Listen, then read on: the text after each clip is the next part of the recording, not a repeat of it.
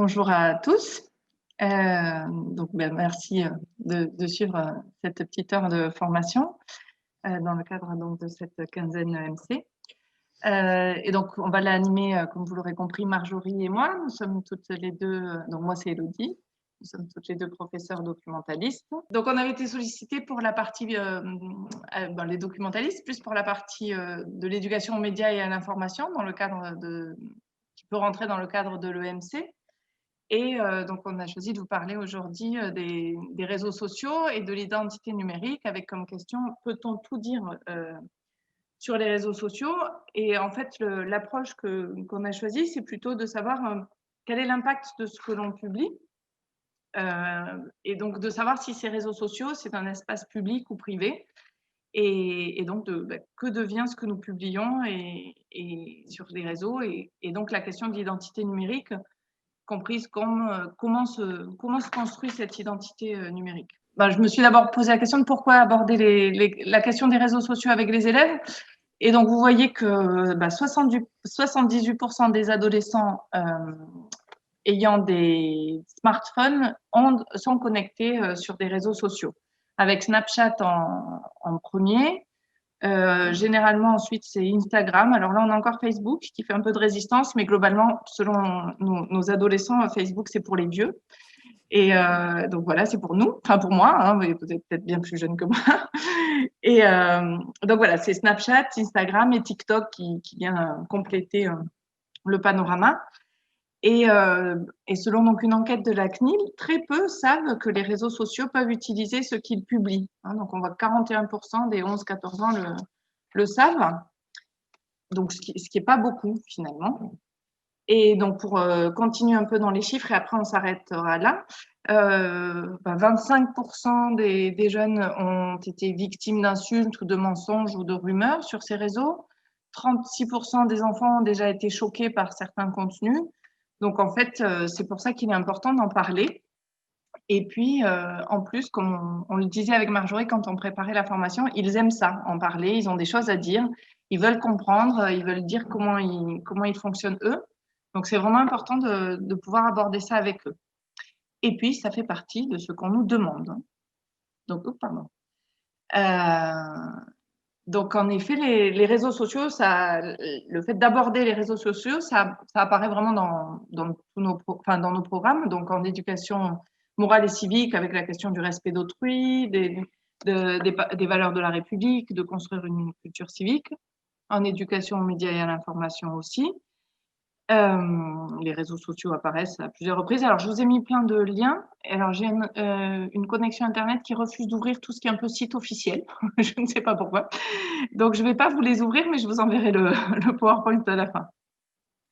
Et puis, ça apparaît évidemment dans le socle, donc dans le domaine 2, où il est question d'apprendre à communiquer par le biais des réseaux sociaux, de faire cette différence entre sphère publique et sphère privée, de savoir ce que c'est l'identité numérique. Et pareil dans le domaine 3, où les notions d'identité, de traces numériques sont abordées. Et puis, c'est vraiment le cœur du programme de SNT en seconde, où apparaît l'étude des réseaux sociaux, de l'identité numérique, de la e-réputation. Voilà, c'est vraiment le cœur de tout ça. Alors, comme nous sommes deux documentalistes, je me suis permis de rappeler que ça faisait aussi partie des missions des documentalistes. Alors, selon ce que font vos professeurs documentalistes dans les établissements, vous pouvez éventuellement les solliciter. Parfois, ils n'ont pas pas le temps, mais ça fait vraiment partie des missions qui apparaissent dans nos circulaires. Donc, n'hésitez pas, notamment si vous avez des documentalistes un peu qui se dédient au secondaire. Voilà, généralement, ça peut être une thématique qui peut les intéresser. Et puis, on va vous donner quelques pistes sur comment aborder tout ça. Est-ce que ça va jusque-là? Oui. Oui. Ça a l'air d'aller. Alors, du coup, je vous ai remis j'ai repris quelques définitions pour essayer de savoir justement si ces réseaux sociaux, si on parle d'espace public ou d'espace privé. Et donc, on va voir que différentes lois et libertés vont venir se rencontrer là-dedans. Donc, il y a évidemment la liberté d'expression. Chacun a le droit d'avoir son opinion, ses idées, de les exprimer. Hein, c'est la Déclaration universelle des droits de l'homme. Mais il y a aussi des limites, parce qu'en fait, s'exprimer sur Internet, c'est s'exprimer sur la place publique. Et ça, c'est quelque chose que généralement les élèves ont du mal à concevoir. Et donc, les limites sont, évidemment, on n'a pas le droit d'atteindre à la vie privée et au droit à l'image d'autrui. Hein, on ne peut pas dévoiler des informations ou des photos d'amis ou de connaissances sans autorisation préalable, ce que nous faisons rarement. C'est rare que l'on demande cette autorisation, pourtant c'est ça la règle. Et après, on n'a évidemment pas le droit de tenir des propos diffamatoires ou injurieux. Voilà, là c'est au regard de la loi, on est dans le domaine des délits, car ça peut ternir la réputation de quelqu'un. Et on n'a évidemment pas le droit à l'incitation à la haine raciale, ethnique, religieuse, à l'apologie des crimes de guerre. On n'a pas le droit aux propos discriminatoires à propos de l'orientation sexuelle ou d'un handicap d'une personne. Voilà, ça c'est également interdit.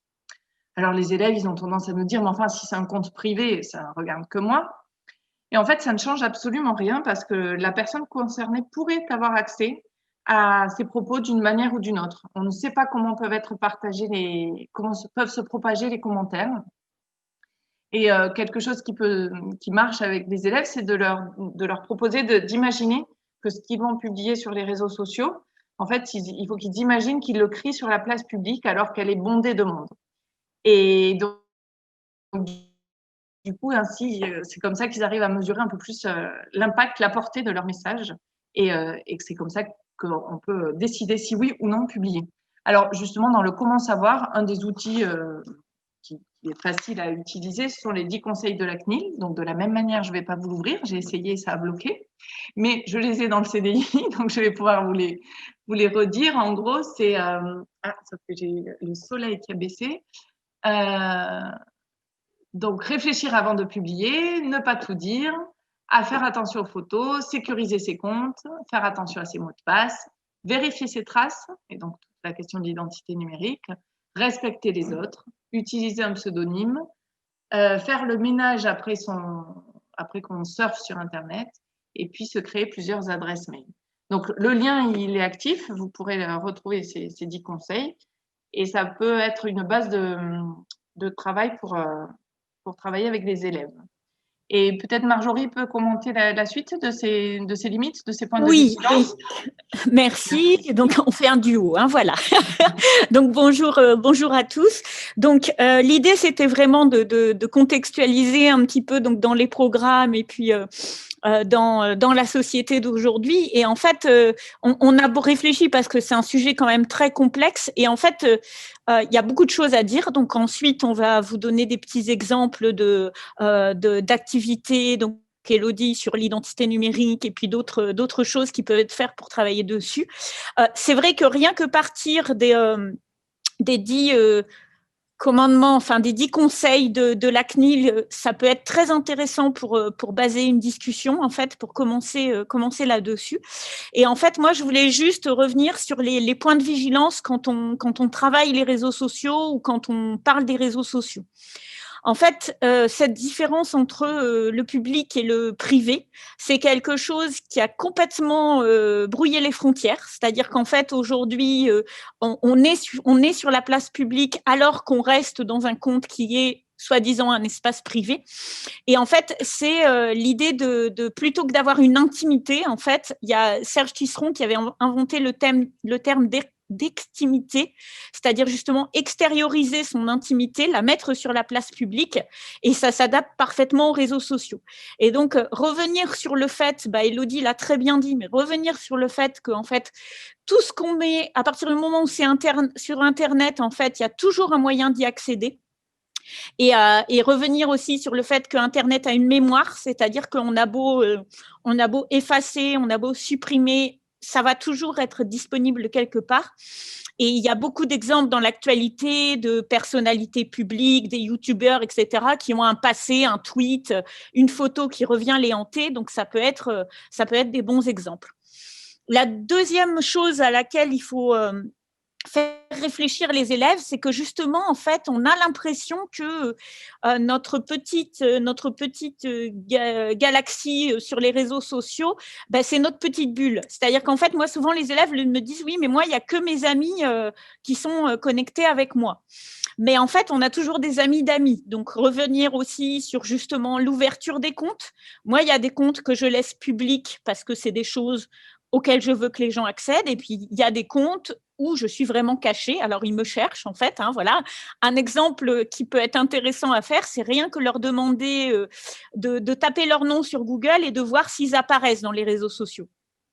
Et une année, j'avais une petite fille en 5e qui avait hurlé parce qu'en fait, sa maman était agent immobilier et elle avait mis des tas de photos d'elle et elle n'était pas au courant. Et donc, en fait, bon, après, il a fallu gérer ça autrement. Mais voilà, donc ça peut être quelque chose qui est intéressant.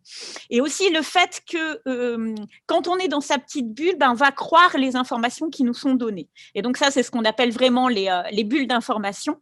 Et c'est pareil, il y a beaucoup d'enquêtes qui montrent en fait que on a tendance à relayer, d'ailleurs surtout pas forcément les jeunes. Il y a une enquête dans Le Monde, je crois, il y a 2 mois, où on montre que c'est plus les adultes, enfin la génération 30-60 ans, qui ont tendance à relayer des infox, à justement recliquer. Et donc juste le fait d'expliquer que publier, c'est un point de vigilance, mais relayer, c'est aussi quelque chose auquel il faut faire attention. Et rien que liker, c'est pas anodin en fait. Rien que le fait de commenter une publication avec un petit emoji, ça peut être aussi une prise de parti. Et en fait, c'est ça le 3e point de vigilance, il me semble, c'est que en fait, il faut faire un petit peu attention à ce qu'on appelle le militantisme sur les réseaux sociaux. Donc, c'est quelque chose qui est très en vogue dans la culture nord-américaine. C'est ce qu'on appelle les social justice warriors. Donc, des fois, on voit l'abréviation SJW. Et en fait, justement, c'est, on va dire, au cas extrême, ça peut être les trolls, c'est-à-dire quelqu'un qui donne toujours son avis sur les choses, mais c'est aussi quelque part une confusion entre on a l'impression d'agir en faisant un commentaire sur un réseau social. Et ça, c'est vraiment une dimension. Les élèves, ils ont l'impression de s'engager. Dans la dimension de citoyenneté numérique, il y a aussi une dimension qui va être l'action, l'engagement. Et commenter, c'est quelque part s'engager, mais ça n'est pas non plus suffisant. Donc, en fait, trouver la balance entre faire changer les choses en alimentant un débat qui souvent peut être stérile sur les réseaux sociaux, c'est pas tout à fait le bon côté. Et on voit qu'en fait, l'extrême est en train d'arriver avec ce qu'on appelle la culture du call-out ou le phénomène de la cancel culture, c'est-à-dire qu'on boycotte des gens sur les réseaux sociaux, y compris d'ailleurs des personnalités publiques comme des professeurs d'université, etc., pour des propos qui ont été tenus là-dessus. Donc, en fait, également, utiliser des exemples de l'actualité en faisant attention que ça ne soit pas une actualité trop sensible par rapport au pays ou par rapport au contexte dans lequel vous êtes, mais toutes les semaines, vous pouvez trouver un YouTuber qui a perdu ses sponsors à cause de quelque chose. Vous pouvez trouver un exemple d'une exagération sur les réseaux sociaux, et donc ça peut être également des petits exemples sur lesquels s'accrocher. Est-ce que vous voyez ce que je veux dire? Est-ce qu'il y a des commentaires par rapport à ça? Est-ce que tout va bien?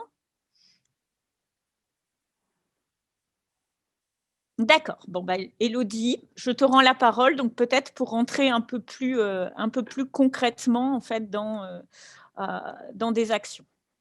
Oui, alors on va encore être sur un tout petit peu de théorie, juste pour revenir un peu aux définitions et aux règles d'usage des réseaux sociaux avant de vous proposer un peu plus des séances ou des activités.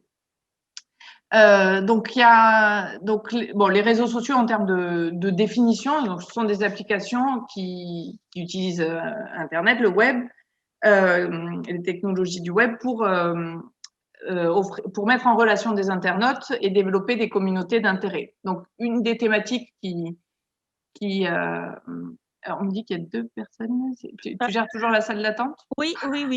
Mais Okay. en fait, je l'admets, mais Je ne sais pas. Sharifa, où es-tu?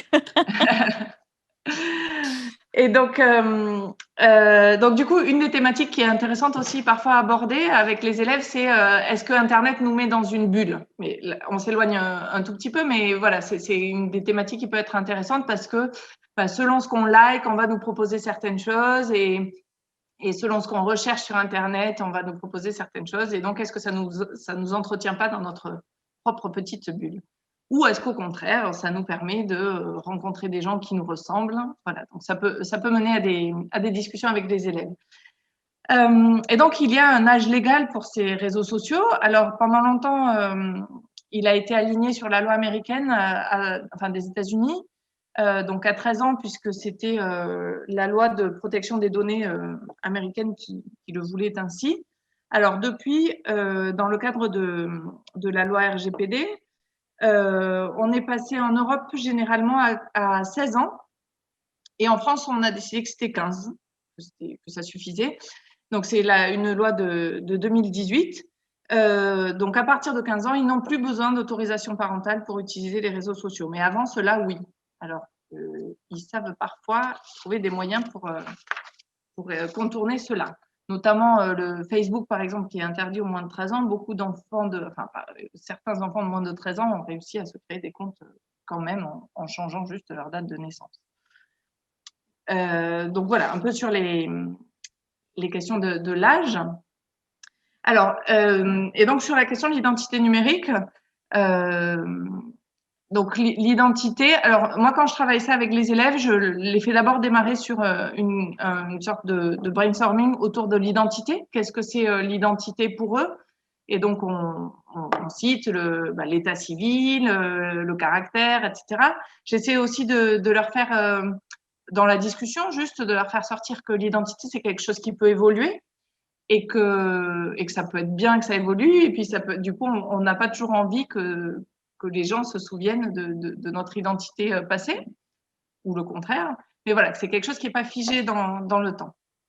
Et en ce qui concerne l'identité numérique, donc j'ai pris un petit dessin de Fred Cavazza sur les conseils de Clotilde lors d'une autre formation. Donc l'identité numérique, ça regroupe à la fois c'est l'ensemble des traces qu'on peut laisser sur Internet, et ça regroupe à la fois des données formelles, donc parce que les coordonnées, les certificats, vos noms, etc. Et des données informelles. Et donc, c'est là où, comme disait Marjorie, un like, c'est pas anodin. Donc, un like, une note, un commentaire, un billet, une photo, tout ça, ça va intégrer notre identité numérique. Donc, qui est représentée avec l'avatar d'à côté et les différents éléments. Donc, il y a à la fois la réputation, ce que l'on dit sur moi. Il y a ce que moi je dis sur moi, qui je connais dans le réseau, qui peut certifier de mon identité, ce que je partage. Et donc, là, on rejoint ce que disait Marjorie tout à l'heure. Et donc, au-delà même des réseaux sociaux, il y a ce que j'achète, mais évidemment, ce que les élèves ont beaucoup apprécient de découvrir généralement, c'est que font les réseaux sociaux de toutes ces données qu'ils récoltent. Et c'est de savoir que c'est vendu et qu'ensuite ça revient sous forme de publicité. Ça, généralement, ça les marque. Et donc, pour reprendre, donc voilà, toutes ces bribes d'informations, ça compose l'identité numérique qui caractérise un individu, sa personnalité, son entourage et ses habitudes. Et donc, Fred Cavazza, il dit que ces bouts d'identité fonctionnent comme des gènes et que c'est en quelque sorte l'ADN d'un individu. Donc voilà pour ce qui est un peu théorique, et donc maintenant on va rentrer vraiment dans le cœur du sujet des activités. J'espère que ça va jusque-là. Si vous avez des questions, n'hésitez pas. Je vous laisse vous signaler. Et donc une séance que je fais généralement en 5e, ou une séquence selon les demandes des collègues, selon si ce sont des élèves que j'ai régulièrement ou non. C'est basé sur des jeux cadres de Tiagui qui s'appelle Cherchons ensemble, et c'est comment se construit notre identité numérique. Et donc, comme je vous le disais, je démarre d'abord sur une petite question sur qu'est-ce que c'est l'identité en général, et puis après, de là, on essaie d'arriver à savoir qu'est-ce que c'est l'identité numérique. Donc, avant de démarrer, on arrive à formuler que c'est le fait de laisser des traces sur Internet. Je leur prends également l'exemple de chercher leur nom sur Internet. Alors, généralement, quand ils sont en 5e, ils ont peu de choses sur eux, ce qui est très bien, ce qui est plutôt rassurant. Mais du coup, voilà, ils peuvent chercher leurs parents. Bon, ils nous ont évidemment cherché, hein, les enseignants, généralement. Mais voilà, savoir ce qu'ils savent, c'est arrivé une fois que des élèves me disent « Ah, ben, la prof de physique, on sait un peu tout ce qu'elle a vécu parce qu'elle a un blog où on voit toute sa famille. » Donc, bon, je me suis permis de le signaler à la prof de physique en question à l'époque. Et donc, voilà. Et donc, ce jeu, en fait, hein, c'est en quelque sorte un jeu de cartes. Donc, bon, je leur présente le sujet. Je leur distribue 4 cartes vierges et il faut qu'eux disent comment se construit cette identité numérique. Quelles sont les actions qui font qu'on laisse des traces? J'ai, de mon côté, moi aussi, écrit quelques réponses sur certaines cartes et ensuite, je mélange toutes ces cartes et je les leur redistribue. Et là, il y a un petit jeu d'échange pour qu'ils arrivent à trois éléments. Ils gardent à la fin chacun 3 cartes qui leur paraissent révélatrices de comment nous laissons des traces sur Internet. Et à partir de ça, donc je vais vous aller sur la… Donc là, vous avez des exemples de choses qu'ils ont écrites. Hein. Donc, faire public quelque chose de toi, publier, être youtubeur ou tiktoker, en faisant une vidéo, en donnant certaines informations comme son nom, son prénom, son âge, en écrivant un article sur soi, en cherchant du travail sur Internet. Bon, voilà, donc en créant un compte sur un réseau social. Donc, avec l'intelligence collective, généralement, on arrive à voir tout ce qui peut contribuer à laisser des traces. Et à partir de là, je leur demande de créer une affiche pour transmettre ce qu'ils ont retenu et le présenter éventuellement à d'autres classes. Alors, je vous ai pris… J'ai pas gardé beaucoup de traces de ce que j'avais fait dans le passé. Cette année, j'interviens beaucoup en primaire, donc je l'ai pas fait. Mais voilà, je vous ai mis un exemple d'une affiche qui avait été faite. Normalement, la règle, c'est qu'il n'y a rien d'écrit, sauf le titre. Il faut que ce soit tout de manière symbolique. Donc voilà une première activité que je mène. Et généralement, si j'ai le temps, je poursuis sur une autre séance. Alors, ça va dépendre des niveaux. Une possibilité, c'est de regarder cette vidéo d'un faux voyant lit vos secrets grâce aux réseaux sociaux. Et donc, en fait, ça s'appelle Dave le voyant, je crois. Mais il y a le lien de toute façon. Et donc, en fait, c'est un voyant qui fait semblant de découvrir tout un tas d'informations sur les gens qu'il a en face de lui. Et puis, à un moment donné, le rideau tombe et on voit qu'il y a toute une équipe derrière pour chercher toutes ces traces. Et généralement, elle est courte. Hein, dans mes souvenirs, elle dure 3 ou 4 minutes, il me semble, peut-être même pas. Et généralement, ça les marque beaucoup. Et donc, du coup, alors après, je vous ai mis d'autres éléments parce que ça m'est aussi arrivé de travailler sur d'autres choses. Par exemple, sur mes données, le tracking Internet et moi, à partir des textes, ils avaient collecté des informations et on avait créé une émission radio pour transmettre ça à leurs camarades. Et puis, mais ça commence à dater un tout petit peu, ce texte. Et donc, plus récent, vous avez donc tous connecté comment protéger sa vie privée de Jamy. Donc voilà, vous aurez pas de d'autres, c'est pas sorcier. Et donc voilà, vous trouverez d'autres ressources qui permettent de créer des activités, de leur faire chercher les informations pour ensuite les communiquer à d'autres. Et donc Marjorie m'avait envoyé ce petit keep calm and vérifie quand tu publies. Et justement de cette vidéo du voyant, l'idée, c'est de leur faire ressortir ça, c'est de savoir, de réfléchir avant de publier. Donc, généralement, je conclus en leur disant que je suis pas là pour leur dire qu'il ne faut pas utiliser les réseaux sociaux, que c'est mauvais, que voilà, c'est pas du tout mon objectif, mais que par contre, mon objectif, c'est qu'ils comprennent comment ça fonctionne et qu'ils réfléchissent avant de publier, pour publier en toute connaissance de cause. Donc, il y a le petit pense. Donc, est-ce que c'est positif? Est-ce que c'est exact? Donc là, on revient sur la question d'avoir lu avant de partager, d'avoir vérifié. Est-ce que c'est nécessaire? Est-ce que c'est sympa? Donc, le respect d'autrui. Est-ce que c'est enrichissant?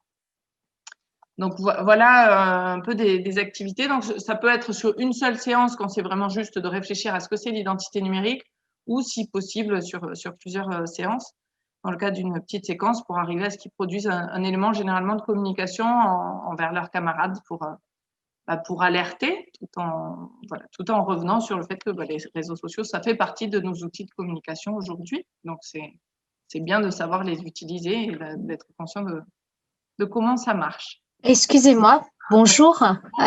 Julie Tcha, je travaille au siège de la mission laïque française. J'ai peut-être raté quelque chose, excusez-moi, j'ai bien compris que le but n'était pas d'inciter à ne pas utiliser les réseaux sociaux, mais bien les précautions, etc. que vous avez citées, tout ça est très clair. Mais quand je vois Keep Calm est-ce que c'est positif? Exact, ça j'ai pas de doute. Nécessaire, j'ai un point d'interrogation. Sympa et sympa. Est-ce que du coup, il faut encourager enfin, est-ce que vous les encouragez que dans ce sens-là? Parce que ça limite aussi la liberté d'expression. On peut toujours tout dire et il y a une manière de le dire, mais on a le droit aussi de dire qu'on n'est pas d'accord. Oui, alors là, c'est quelque chose que moi j'utilisais pour réfléchir en fait à la fin donc d'une séquence sur l'identité numérique. Et en fait, c'était quelque chose plus sur les infos relayées par les médias en fait. Donc, réfléchir justement à quand encore une fois, ce qui est difficile avec les réseaux sociaux, c'est qu'on a tendance toujours à avoir des visions un peu prescriptives. Et en fait, non, c'est pas ça qui est intéressant. Justement, c'est de réfléchir ensemble. Et là, en fait, c'était pas sur la liberté d'expression, c'était plus dans le sens les rumeurs, les informations qu'on va relayer, les infox, et donc justement c'était par rapport à l'actualité. Après, en fait, la dimension personnelle des réseaux sociaux, moi c'est quelque chose que j'utilisais avec des plus petits. Après, avec des plus grands, forcément, et puis il y a aussi la dimension personnelle, il y a aussi tout ça, je veux dire, relayer des vidéos de chatons qui font du patin à roulettes, c'est pas enrichissant, mais bon, peut-être qu'il y a des gens qui le font et c'est pas grave. Mais voilà, essayez au moins de leur donner quelques indices. Et en fait, c'est pas du tout, c'est un petit peu moi ce que j'appelle des réflexes, c'est-à-dire se poser des petites questions. C'est plus un affichage, mais c'est pas du tout. Enfin, après, c'est à modérer selon l'âge, selon la. Mais disons que juste leur dire que relayer, aimer, ne pas aimer, c'est prendre position. Et en fait, c'est ça qui est intéressant, qui me paraît important à faire comprendre, c'est que quand on laisse une trace sur Internet, justement, positive, négative, intentionnelle ou pas, ça a un impact. Et donc, réfléchir un petit peu à ça. Mais après, selon les cultures, selon tout ça, ça dépend, quoi. Oui, c'est le pense, en fait, qui est plus important que peut-être dans les détails. C'est un peu voilà, de réfléchir avant juste de partager. Et bon, je sais pas, mais moi, à titre personnel, ça m'arrive de lire un titre et de me dire ah, génial, j'ai envie de partager. Puis je me dis ah ben non, quand même, je peux pas me permettre de partager sans l'avoir lu. Et puis Marjorie racontait que sur Twitter, maintenant, on nous demande parfois. Alors tout à l'heure, j'ai partagé sur Twitter et j'ai retweeté et on me l'a pas demandé. Ah. Mais parfois maintenant, ils me disent vous n'avez pas. Non, comment c'était formulé, Marjorie? C'était avez-vous lu cet article en entier, en fait. Quand on demande, quand on retweet, quand on va pour retweeter quelque chose, moi souvent j'ai tendance à retweeter pour garder en mémoire aussi, pour pas le perdre. Et en fait, il y a depuis un mois, je pense, il y a une étape supplémentaire qui dit avez-vous lu cet article et voulez-vous le lire en entier, en fait. Et j'ai trouvé ça intéressant. Encore une fois, il leur a ajouté effectivement cette partie-là sur avant de retweeter, il demande si on veut lire l'intégralité de l'article, effectivement. Voilà. Et alors, je ne sais pas si c'est une bonne chose ou pas, mais en tout cas, ça nous donne cet instant de réflexion sur ça. Je me suis fait avoir, j'ai dit, mais enfin, si je veux retweeter mon article, je fais ce que je veux, mais voilà.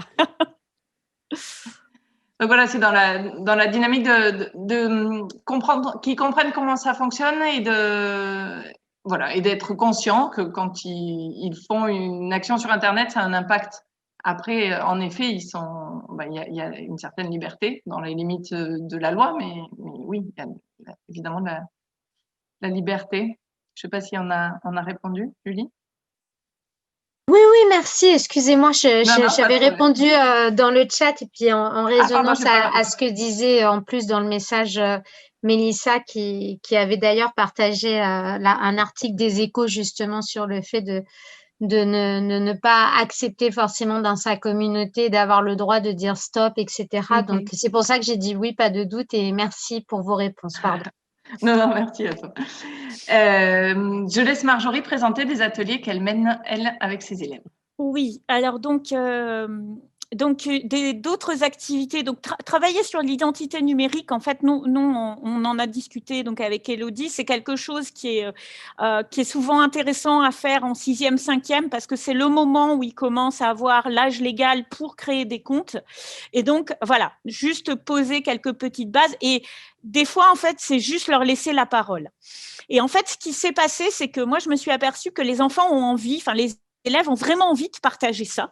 D'ailleurs, souvent, ce qui est intéressant, c'est de leur demander de nous montrer. Moi, j'ai eu des grands débats sur Snapchat parce que j'étais là, mais je ne comprends pas Snapchat, je ne comprends pas l'intérêt. Et donc, discuter un petit peu avec eux autour de ça, c'est chouette. Mais en fait, on est toujours coincé par des moments, voilà. J'avoue que j'ai toujours un doute sur Snapchat, mais bon. En tout cas, j'ai eu des arguments pour m'expliquer. Et donc, pour on va dire, donner un petit cadre pédagogique à ça, en fait, avec plusieurs professeurs, on a commencé à proposer donc, ce qu'on appelait des ateliers citoyens, qui sont en fait des cercles de discussion, un petit peu des jeux de rôle. Parce que, en fait, c'est vrai que travailler sur les amener à se questionner sur les réseaux sociaux, c'est une première étape, mais ensuite les amener aussi à se décentrer, c'est-à-dire à adopter d'autres points de vue. Voilà, c'est construire un petit peu le recul critique. Ça me paraît important aussi. Donc en fait, on leur avait proposé, ça c'était quelque chose qu'on avait proposé en 6e. Et donc, ça s'appelait Internet ami ou ennemi. Et donc, l'idée, c'était de leur donner des petits rôles. Alors, bon, c'est pas nouveau, il n'y a rien de nouveau sous le soleil. Mais en fait, le fait de leur faire justement réfléchir à un autre point de vue que celui qui peut être leur conviction ou leur opinion personnelle, donc avec un temps de recherche. Donc, souvent, c'était des ateliers qui étaient organisés sur 2-3 séances. Donc, on leur donnait des rôles. Donc, ça pouvait être une fille, un garçon utilisateur de réseaux sociaux, un psychologue, un papa ou une maman protecteur, un geek, femme d'Internet. Bon, il y avait le patron de Google, le FBI, etc. Et donc, on leur donnait des documents et en fait, ils devaient rédiger des arguments. Et l'idée, ensuite, c'était de conduire un petit peu un cercle de discussion. Et en fait, c'est toujours intéressant parce que par le plus grand hasard des choses, le petit garçon complètement geek qui voulait absolument le rôle du geek et qui joue beaucoup aux jeux vidéo, il s'est retrouvé à avoir le rôle du papa protecteur. Donc, il a boudé un petit peu et puis ensuite, il a essayé et juste le fait justement de réfléchir aux arguments de l'autre partie, c'est vrai que ça peut changer les choses. Et souvent, c'est quelque chose qu'ils aiment bien parce que le débat est assez animé, donc il faut le maîtriser. Mais en fait, comme ils ont ces rôles, ils peuvent les habiter, ils peuvent dire des choses qui ne seront pas forcément assimilées à leur personnalité. Et donc, ça, quelque part, ça peut libérer la parole. Et on l'avait fait à plusieurs reprises. On en avait fait un autre en 4e, je crois, sur la géolocalisation. D'ailleurs, on l'avait fait avec les professeurs d'histoire géo parce que justement, on avait la question de quand on cherche quelque chose sur Internet ou moi, mon téléphone, maintenant, il commence à me dire combien de temps je vais mettre pour rentrer à mon domicile tous les jours. Donc voilà, quels sont les avantages et les inconvénients, en tout cas les limites, les points de vigilance, moi je préfère appeler ça, dont il faut avoir conscience. Donc ça, c'est des petites activités qui sont toujours chouettes à mettre en place. Et la deuxième activité qu'on voulait, enfin, une parmi d'autres qu'on voulait vous présenter. Élodie, c'est toi qui as le diaporama. Oui, pardon. Hop, j'y suis. Voilà. J'étais absorbée par tes paroles et du coup. Voilà, c'est ça. Il n'y a pas de souci. Donc, c'est quelque chose que Moi, j'utilise assez régulièrement et en fait, c'est quelque chose auquel je crois vraiment parce que au début, donc si vous avez fait quelques petites formations avec moi, c'est vrai que j'en parle assez souvent, c'est en fait des blogs de discussion en ligne. Et en fait, au début, c'est vraiment venu de ça, du fait qu'on avait des séances sur l'identité numérique, sur la citoyenneté numérique, sur les réseaux sociaux, etc. Et qu'en fait, on n'avait pas toujours le temps de prendre en compte, de discuter. Chacun n'avait pas le temps de prendre la parole. Donc, en fait, au début, on a proposé des ateliers qui sont en fait un post de blog avec 3 sources à aller consulter. Donc, souvent, c'est des questions un petit peu d'actualité. Et il y a 3 articles, donc selon les niveaux de classe avec lesquels on les utilise, 3 ou 4 articles à aller lire. Donc, ça peut être le Courrier international, ça peut être Mon quotidien, ça peut être, voilà. Et à la fin, en fait, l'idée, c'est de rédiger un argumentaire. Donc, souvent, je demande 3 arguments à partir de leur lecture. Donc, il y a une question un petit peu simple, hein, mais l'idée, c'est vraiment de leur donner de la matière pour qu'ils puissent travailler en autonomie. Et en fait, ça va être utilisé sous plusieurs formats. Donc, le Club Zénon, c'est vraiment ce qui concerne les controverses autour de la société et des médias. Donc, ça, c'était un que j'avais fait tout au début, je crois que c'était en 2017. Peut-on tout publier sur Internet ? Et ça avait été en fait la conclusion d'un des ateliers citoyens. Donc, à la fin, on prenait une demi-heure, les élèves lisaient les articles et ils rédigeaient un petit argumentaire. Des fois, je l'utilise aussi en fin de séance, c'est-à-dire qu'après avoir travaillé quelque chose en classe, un point spécifique, en fait, l'idée à la fin, c'est vraiment de revenir à une opinion argumentée et donc de leur faire s'exprimer là-dessus. Il y a eu des fois aussi où en fait on leur demandait de préparer à la maison, c'est-à-dire d'écrire l'argumentaire et ensuite on en discutait en classe. Et ça, avec les plus grands, ça marchait assez bien. On l'avait fait avec des secondes et des premières. Et donc en fait, bon, c'était des petites classes, mais chacun venait présenter un petit peu et il y avait une discussion qui s'installait. C'était pas un débat, mais c'était vraiment une discussion. Et puis également, ce que je propose aussi, c'est que j'essaie d'en faire régulièrement et donc après, je l'envoie aux professeurs en sciences politiques, aux professeurs d'éducation morale et civique. Et après, en fonction des temps, ça peut être aussi des activités à faire en autonomie. C'est-à-dire qu'en fait, on poste le lien et les élèves qui ont envie de le faire de façon autonome, en extra-crédit, bon, on met quand même un petit cadre, hein, ils peuvent le faire. Et donc, celui-là, c'est celui que j'ai fait avant les vacances, qui s'appelait « Faut-il réguler Internet ?» justement, par rapport aux événements tragiques qui sont passés en France. Et donc, il y a eu beaucoup d'émissions, beaucoup de couverture médiatique sur la liberté d'expression, etc., mais aussi sur qui contrôle justement les réseaux sociaux et dans quelle mesure, en fait, Twitter a le droit de censurer une certaine parole, dans quelle mesure Facebook enlève des posts. Alors, on est toujours dans des positions où il faut trouver une sorte d'équilibre parce que d'un côté, comme l'a rappelé Élodie, il y a des limites un petit peu à tout ce qui est publication sur Internet qui sont les limites de la loi, mais en même temps, il y a aussi le fait d'être confronté à des opinions qui justement nous sortent de nos bulles d'information et d'avoir des opinions un peu contradictoires.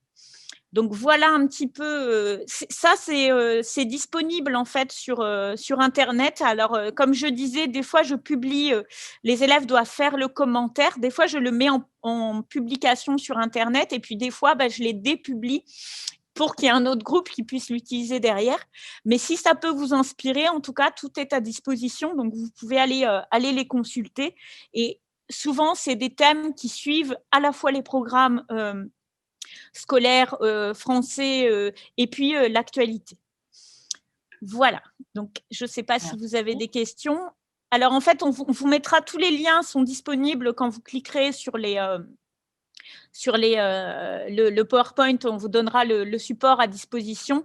Et puis, à la fin, c'est sur mon site Internet, donc je vous indiquerai également là où vous pouvez aller voir. Voilà. Et si jamais des liens n'étaient pas disponibles, n'hésitez pas à nous recontacter. Parce qu'à la fin, vous aurez aussi nos adresses mail.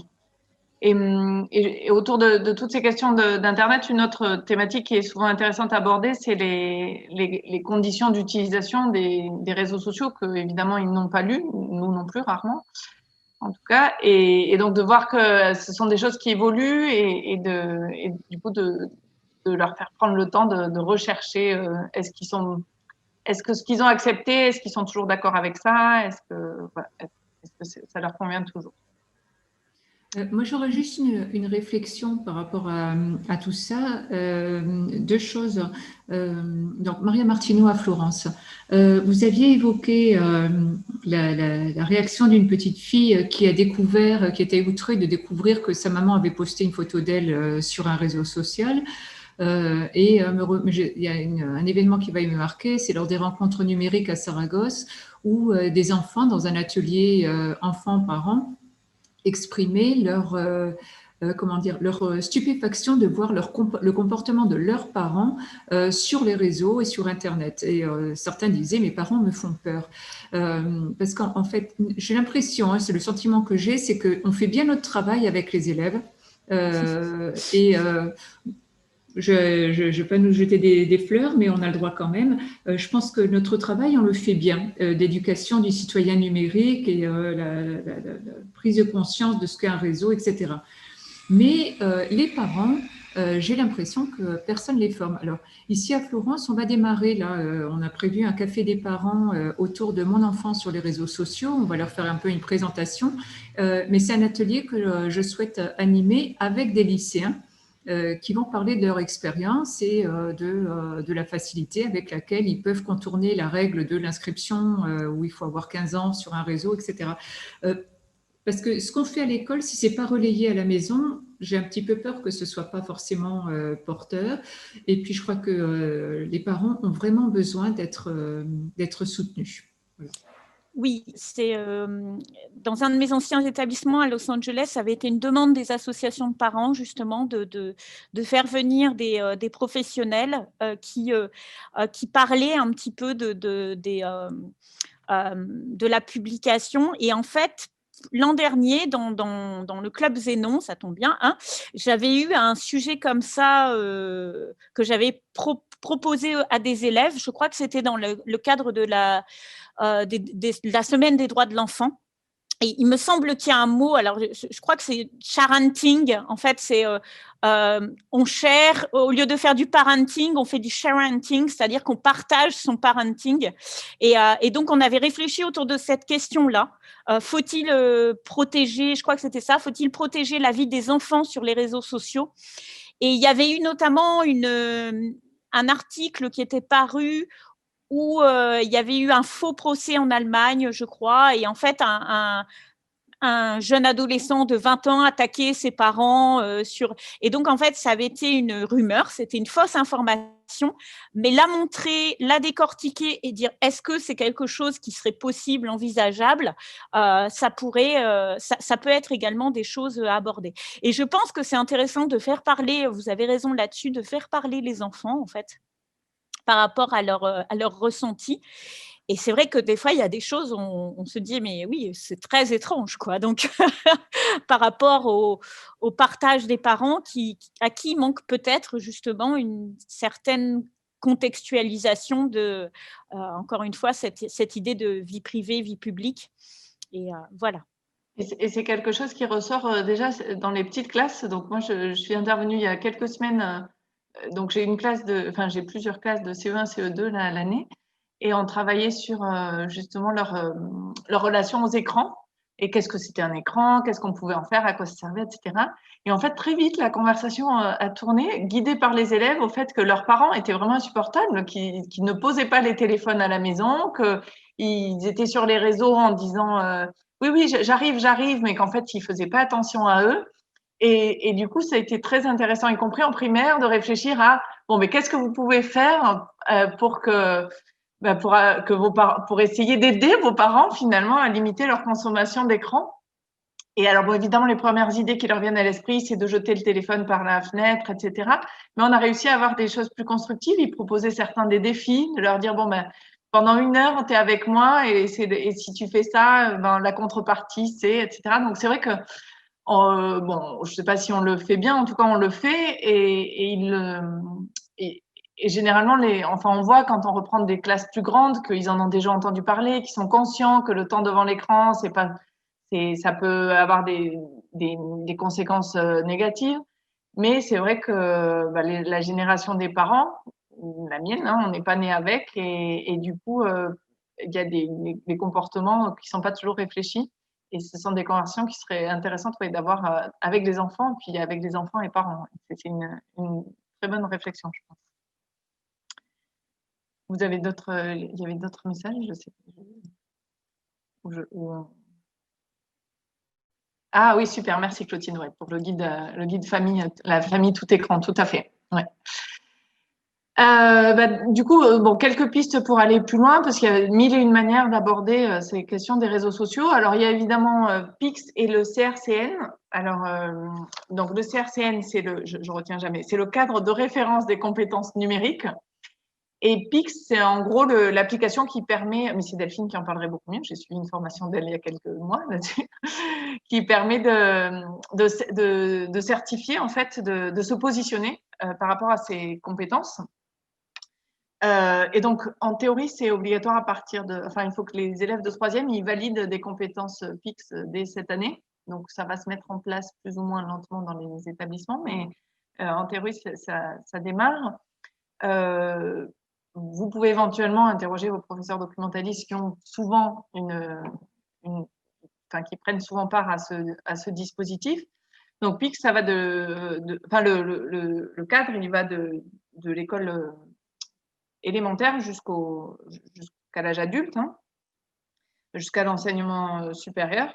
Et donc, la certification, elle est censée être délivrée en fin de cycle 4 pour une partie et puis au lycée pour l'autre partie. Donc, vous avez les liens et en gros, PIC, ça fonctionne.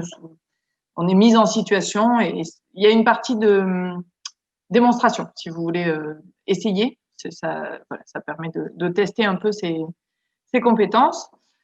Alors, pour après, on peut évidemment approfondir en allant plus dans la question de la liberté d'expression. Donc là, je vous ai proposé une séquence qui était proposée par le livre scolaire en seconde, en histoire. Et une séquence que j'ai toujours eu envie de mettre en place, mais que j'ai jamais eu l'occasion de faire, alors là, c'est prendre les choses sous un autre angle, mais c'est de créer l'identité numérique de personnages de fiction. Donc ça, c'était l'Académie de Besançon qui l'avait fait dans le cadre des rencontres, proposé dans le cadre des rencontres TRAM, et qui travaillait sur Matin-Temps.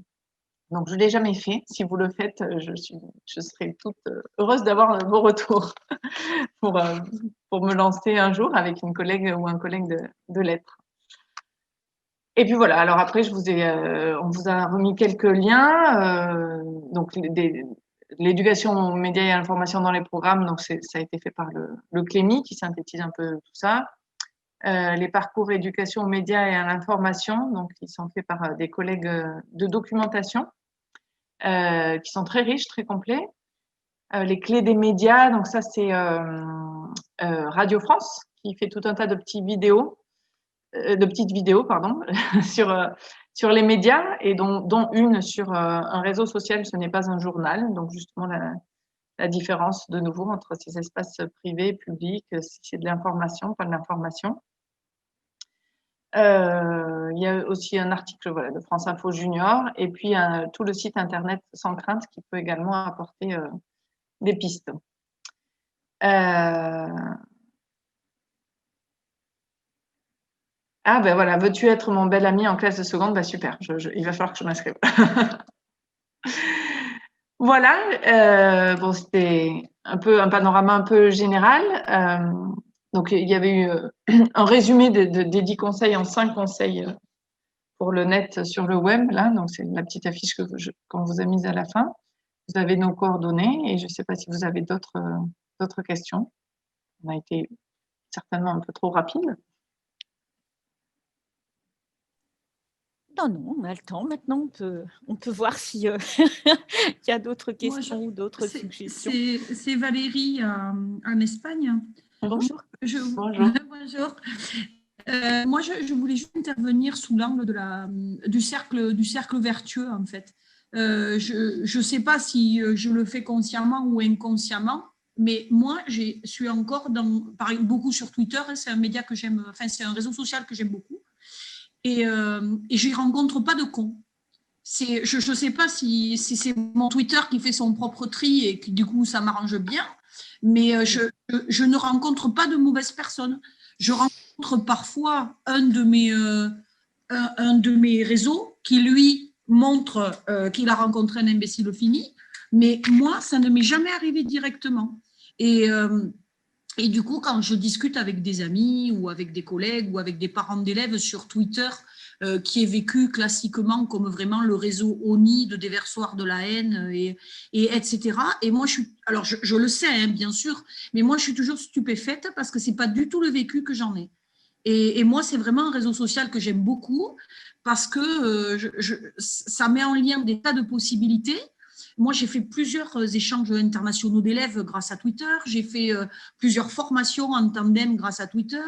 J'ai lu des tas de bouquins grâce à Twitter, écouté des musiques absolument géniales dont je connaissais ni les chanteurs ni les auteurs, lu comment dirais-je, vu des émissions de télé que je ne serais jamais allée regarder. C'est vraiment pour moi le média de la sérendipité, quoi. C'est vraiment pour ça que j'adore. Et c'est vrai que j'ai du mal à le défendre parce qu'il est vraiment vilipendé. Et pourtant, moi, je ne me retrouve pas dans ce qualificatif négatif. Je pense que ça fait le lien à ce que disait Mélissa sur rappeler qu'on n'est pas obligé de maintenir certaines personnes et de savoir, d'apprendre à faire du tri, du ménage de temps en temps. Moi, ça m'est arrivé de faire du ménage sur mes réseaux sociaux par rapport à des propos d'amis. J'ai même pas eu l'occasion de le faire. Je n'ai même pas eu l'occasion de le faire. Moi, les 2 abrutis finis que j'ai rencontrés, c'est sur LinkedIn. Mm-hmm. Voilà, un monsieur coup de cœur et je ne sais plus qui. Bon, voilà. LinkedIn pour draguer, j'avais vu quand même plus sexy, mais bon. C'est sûr. Alors ça doit être un truc de boomer. Mes gosses me traitent de boomer, de boomeuse d'ailleurs en permanence. Mais c'est vrai que celui-là, moi je trouve qu'on a une possibilité justement de diffuser du beau, du bon, du joli, de l'intéressant et même de la colère, mais de la colère régulée. Et celui-là, je trouve qu'il est idéal pour ça, quoi. Ce qui est intéressant sur Twitter, c'est que… Moi, avec des lycéens, en fait, de leur faire créer un compte Twitter d'école. Il y a Mélissa qui prendra la parole aussi. Hein. Oh, pardon. Il me semble qu'en fait, Twitter, il n'est pas tout à fait au même niveau. C'est-à-dire, Twitter, au début, c'était un petit peu… Les élèves n'ont pas naturellement… À 13 ans, on ne se précipite pas sur Twitter, en fait. Il a un côté un peu plus professionnel. Il a quelque chose… Au début, c'était un réseau de journalistes. Au début, c'était vraiment fait pour échanger des informations. Et donc, c'est vrai que également recentrer un petit peu les origines des réseaux sociaux, que YouTube, au début, c'était du partage de vidéos, mais ce n'était pas forcément des vidéos perso, que Facebook, c'était pour garder le lien, Zuckerberg, etc. Instagram, au début, c'est un réseau social de mode avec des photos uniquement, et puis maintenant, c'est devenu une machine beaucoup plus grande. Et donc, montrer aussi qu'il peut y avoir un peu un braconnage, parce qu'après, les gens font ce qu'ils veulent, quoi. Donc, et après, en fait, c'est toujours le côté de ces bulles d'information. Moi, je m'aperçois que plus ça s'agrandit, en fait, plus je vais avoir des gens qui vont partir peut-être plus dans des polémiques, ou selon les hashtags qui ont été mis, je vais recevoir des choses qui ne sont pas forcément… Donc, c'est vrai qu'il y a aussi moyen d'influer là-dessus. Donc, pardon, oui. Qui est-ce qui voulait prendre la parole ? Oui, Mélissa voulait prendre la parole. Non, il n'y a aucun problème parce que ça rejoint ce que tu disais, Marjorie, parce que Twitter, ce qui est intéressant sur Twitter, Valérie, c'est qu'il a un algorithme très puissant. Donc, en fait, en fonction de ce que tu vas les liker, c'est ce que disait aussi Elodie, en fonction de ce que tu vas les liker, en fonction de ce que tu vas les retweeter, il va te ressortir les mêmes informations. C'est pour ça qu'en tant que responsable de communication ou des journalistes, on nous demande de créer plusieurs comptes. C'est ce qu'il nous dit, expliqué tout à l'heure. On nous demande de créer plusieurs comptes en fonction en fonction de ce qu'on a envie de voir, de ce qu'on a envie de lire. Et comme ça, on peut être informé de tout. Parce qu'effectivement, Marjorie a raison, c'est un réseau social pour journalistes au départ. Donc, plus tu vas aller liker des comptes qui sont monstrueux mignons et pas de cons, moins tu en auras dans ta TL. Plus tu vas aller regarder un petit peu ce qui se fait, ça va polluer ton feed, tu vois. Merci, oui. Oui, c'est sûr qu'ils n'ont pas tous, c'est ce que disait Marjorie, tous les réseaux sociaux n'ont pas les mêmes objectifs, les mêmes publics, et on n'y publie pas les mêmes C'est choses. intéressant de voir dans le chat, là, il y a eu une d'entre nous qui, c'est Maria, je crois, qui parle du Tinder, des Tinder des under 25. Celui-là, je le découvre, donc bien sûr, ce soir, il y a enquête à table, ça c'est sûr. Mais moi, il y a des médias qui me parlent, enfin, il y a des réseaux sociaux qui ne me parlent pas du tout. Par nécessité, on est sur Instagram, c'est un truc qui m'est complètement étranger et que je n'aime pas du tout. Je n'aime pas non plus Facebook parce que c'est que de l'image, en fait. Et ça ne me plaît pas du tout dans l'échange que j'ai envie d'avoir avec les autres personnes. Alors, bien sûr, pour la com du lycée, on se doit d'être présent et de le faire vivre. Parce que c'est super important d'être sur toutes les possibilités. Mais c'est vrai que, alors, bon, c'est là que j'en reviens à l'appellation boomer, a priori me convient assez et qui a l'air de bien me définir, en fait. Voilà, il paraît que c'est ça, boomer, ça n'aime pas Instagram et le reste. Je suis assez d'accord avec Delphine. C'est vrai que moi aussi, petit à petit, mon Facebook, il est devenu un Facebook essentiellement de groupe. Donc, je suis sur les documentalistes. Tu sais que tu es documentaliste quand? Enfin, voilà, des petites choses comme ça. Et c'est vrai que petit à petit, le reste est passé en second plan. Ouais. Donc, après, c'est ça qui est intéressant aussi dans les discussions, de voir quels réseaux sociaux, pourquoi et qu'est-ce qu'on en fait. Un groupe d'ateliers d'écriture, ok, je vais chercher. Merci. Celui de Clotilde, peut-être? Non, celui de Delphine. Celui de Delphine, auquel cette semaine, je n'ai pas le droit de m'inscrire parce qu'il n'apparaît pas sur mon portail. Ah bon, voilà, ça y est, c'est quelque chose qui est résolu. Bon. Ouf. Heureusement que vous êtes venu à cette formation. Ça aura servi à quelque chose. Voilà, je ne sais pas si vous avez d'autres commentaires, réflexions. C'est vrai que c'est vaste, hein, les réseaux sociaux. Et on avait pris cet angle d'approche vraiment de l'identité numérique parce que c'est une thématique qui est assez facile à aborder, comme disait Marjorie, avec notamment j'ai une mouche qui me tourne. Avec les 6e, 5e notamment, parce que voilà, ils sont sur le moment où ils entrent un peu dans ce monde des réseaux sociaux, que ça les intéresse, ça les intrigue. Mais c'est quand même vrai qu'ils ouvrent des comptes avant 15 ans, hein, avant 13 ans, hein, puisque il me semble que c'est lequel. J'avais une assez grosse dispute avec ma petite nièce, dont ma sœur savait qu'elle n'avait pas l'âge et qu'elle s'était inscrite. Ma sœur étant enseignante, donc c'est toujours très rassurant. Et c'est vrai qu'on avait eu une grosse discussion parce que pour moi, c'était insensé de la laisser aller sur ce type de choses et surtout sans l'outiller, quoi. Et donc, elle avait fait tout toute seule et du coup, elle s'est retrouvée quand même dans certaines nasses bien étroitement fermées, hein. Oui, non, c'est sûr que, en fait, les 13 ans imposés par les GAFAM quand même, hein, parce que ça vient de là, c'était… en fait, moi, je leur dis que normalement, l'interdiction de 13 ans, c'est parce qu'en fait, aux États-Unis, on n'a pas le droit de vendre les données numériques avant 13 ans. Et que donc, à partir de 13 ans, ils sont susceptibles de recevoir des pubs ciblées, d'être monnayés, en fait. Et ça les fait… ils disent « Ah oui, quand même !» ça juste mettre le doigt dessus. C'est vrai que ça les fait réfléchir. Après… il y a aussi quelque chose qui relève du contexte familial, de même la classe, les pairs autour. Enfin, souvent, c'est pas les enfants tout seuls qui veulent s'inscrire, c'est parce que leurs copains copines ils sont sur un réseau et que donc pour faire partie du groupe, il faut avoir un moyen de communication. Mais c'est vrai qu'après, on ne peut pas tout… mais comme vous avez très bien dit, en fait, si à un moment, on cherche à les outiller, à leur donner des réflexes, à les faire réfléchir juste sur le principe de s'inscrire, c'est déjà pas mal, quoi. Mais c'est difficile à aborder beaucoup plus tôt parce que l'idée, c'est pas non plus de leur présenter les réseaux, mais il faut arriver à l'aborder d'une manière où justement, c'est la réflexion sur… voilà, sur le fait que si c'est gratuit, c'est que il y a quand même une marchandise quelque part. Et donc ces éléments-là. J'avais une dernière question pour tout le groupe, en fait, présent. Je suis à la recherche d'une petite vidéo qu'avaient réalisée les élèves, je crois, de CASA, de prévention ou d'information sur TikTok. J'arrive pas à remettre la main dessus. Je crois que c'était lors des rencontres de CASA. Donc, je ne sais pas si ça parle à quelqu'un.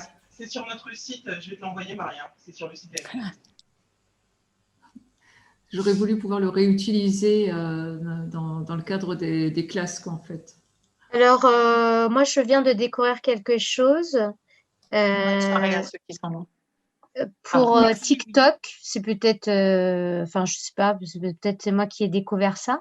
En voulant envoyer une vidéo, ça a généré pas la vidéo TikTok, mais des images pornographiques. Voilà. Alors, j'ai pas compris. C'était une petite fille qui parlait, qui était drôle. J'ai transmis ça à ma famille en interne dans un groupe WhatsApp, en fait, via WhatsApp.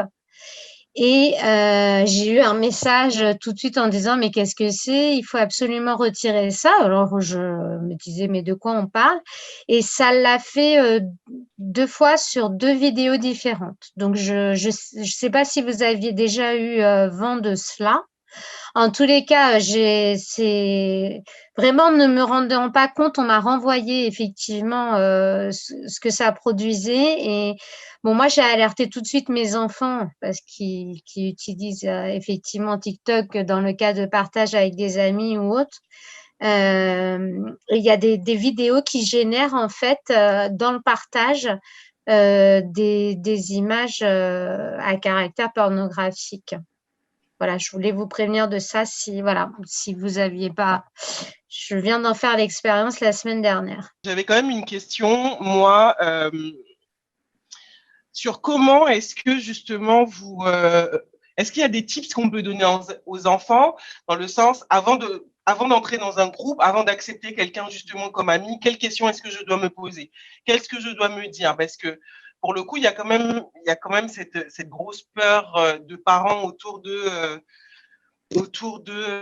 la pédophilie, de tout ça. Quelles questions est-ce que je dois vraiment me poser? Parce qu'un autre enfant qui va venir me demander en ami peut aussi avoir 12 ans, mais comment est-ce que je peux poser des questions type par exemple, pour savoir à qui est-ce que je m'adresse? C'est une question que je me pose vraiment pour les enfants qui nous entourent, quoi. Alors moi, j'avoue que j'ai pas de… Là, comme ça, spontanément, j'ai pas de réponse. Je me tournerais bien vers Clotilde, qui est plus expérimentée que moi. Mais j'avais quand même une idée qui était… Oui, quand même, c'est le fait d'accepter des gens qui connaissent pas. C'est vrai que c'est pas forcément… Enfin, si, non, nous aussi, dans les réseaux sociaux d'adultes. Est-ce que Marjorie, tu as entendu la question? Il y a toujours quelque chose, en fait, voilà, il y a toujours quelque chose où, en fait, moi, c'est quelque chose auquel je fais attention parce qu'on a tendance à tomber dans le prescriptif. C'est-à-dire, on leur dit fais ci, fais ça, fais pas ci, fais pas ça. Et bon, ben, un ado, hein, je veux dire, plus on lui dit fais-le pas. Moi encore, hein, moi, Twitter m'a dit tu veux pas lire l'article avant? J'ai dit mais enfin. Donc c'est toujours gênant. Mais c'est vrai que le fait d'avoir fait des ateliers avec des parents et de demander aussi aux parents d'avoir une réflexion là-dessus. Et notamment, bon, bah, après, on redit des choses de base, quoi, pas les gens que vous connaissez pas, etc. Mais des fois, en fait, moi, je me suis aperçue que ça venait des parents. C'était des amis des parents, donc un monsieur très bien qui demande une amie, une jeune fille de 13 ans. Bon, ok. Donc, où ça commence, où ça s'arrête, c'est vrai que juste leur faire s'interroger dessus. Et c'est vrai que je pense que discuter beaucoup, c'est-à-dire justement laisser la porte ouverte. Moi, c'est ce que j'essaie de faire. J'essaie de dire que dans l'école, si jamais ils ont des problèmes, ils peuvent venir voir des gens, que ça soit le prof doc, que ça soit le CPE, que ça soit un professeur de matière, et ne pas laisser les choses se détériorer. Et après, c'est vrai que y a quand même un côté, je veux dire, moi, j'allais faire du vélo, je rencontrais des gens, je parlais avec. Bon, mes parents n'étaient pas rassurés non plus. Donc voilà, c'est toujours compliqué et mettre en garde, donner des exemples de situations où justement il y a eu des très bonnes campagnes de prévention des réseaux sociaux, du harcèlement. Où il y en avait une notamment où vous voyez un monsieur avec un masque d'une petite fille. Et voilà, ça peut… Et après, selon les âges, il va y avoir des romans. Je pense à un qui s'appelle Need, mais c'est pour des grands collégiens ou des lycéens. J'ai plus l'auteur là en tête. Bon, voilà, il y en a d'autres, mais bon, c'est la discussion. Je pense en effet que oui, que c'est important d'avoir cette discussion et dans le cadre scolaire et idéalement à la maison. Oui, moi j'ai beaucoup de discussions avec mes amis qui commencent à avoir des enfants adolescents là, et j'en avais une qui m'avait dit je vais me créer un faux compte Facebook et je vais aller voir son compte. Je dis ne fais au contraire. Je dis là c'est vraiment tu montres tout ce qu'il faut pas faire en fait. Je dis par contre peut-être se réserver le droit de consulter la liste des amis, de dire voilà ton téléphone tu peux me le montrer et puis on peut regarder. Enfin ça peut être aussi des moyens de donner confiance et mettre les limites, mais je sais que c'est pas évident. Hein, Mais par contre, ce sont des thématiques qui sont abordées justement dans le guide de la famille du Clémy. Hein, c'est vraiment des points qui… Bon, c'est vrai qu'on l'a pas pris autant avec cette focale-là, parce qu'on arrive avec la focale école, évidemment. Mais c'est des thématiques qui sont abordées. Et oui, si dans les établissements, on arrive à créer dans les communautés éducatives, donc en intégrant les parents autour de ces discussions-là, je pense que c'est un peu l'idéal. On vous remercie d'être venu et on espère que ça a au moins donné des petites pistes et directions. Et merci pour vos interventions. Merci. Obligé à creuser un peu plus, c'est bien. C'est tellement vaste comme sujet. Oui, oui, voilà, c'est ça. Surtout dialoguer, comme dit Clotilde. Merci beaucoup. Bonne journée. Merci beaucoup. Merci à tous.